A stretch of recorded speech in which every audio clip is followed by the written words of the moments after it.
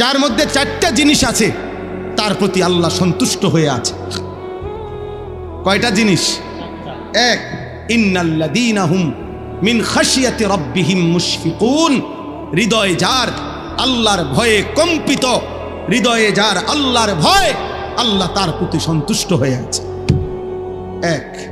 দুই, ওয়াল্লাযীনা হুম বিআয়াতি রাব্বিহিম ইউমিনুন, আল্লাহর কোরআনের, আল্লাহর বিধানের সবগুলো আয়াত, হুকুম, আহকামকে সর্বান্তকরণে মেনে নিচ্ছে যে আল্লাহ বলেন সে কল্যাণের পথে, আমার সন্তুষ্টির পথেই আছে।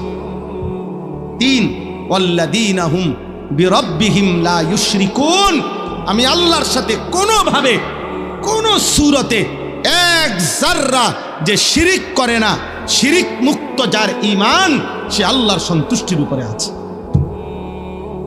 তাইলে এক নাম্বার হলো হৃদয়ে যার আল্লাহর ভয়, দুই নাম্বার মেনে নিচ্ছে যে আল্লাহর বিধান, তিন নাম্বার করে না যে কোনো অবস্থাতে শিরক, চার, ওয়াল্লাযীনা ইউতুনা মা আতাও, আল্লাহ বলেন আমার যে বান্দা, আমি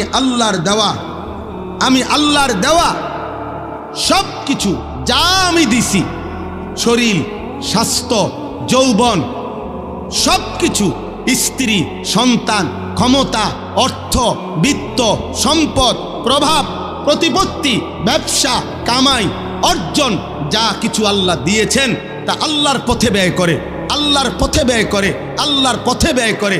আল্লাহ বলেন আমি তার প্রতি সন্তুষ্ট হয়ে আছি।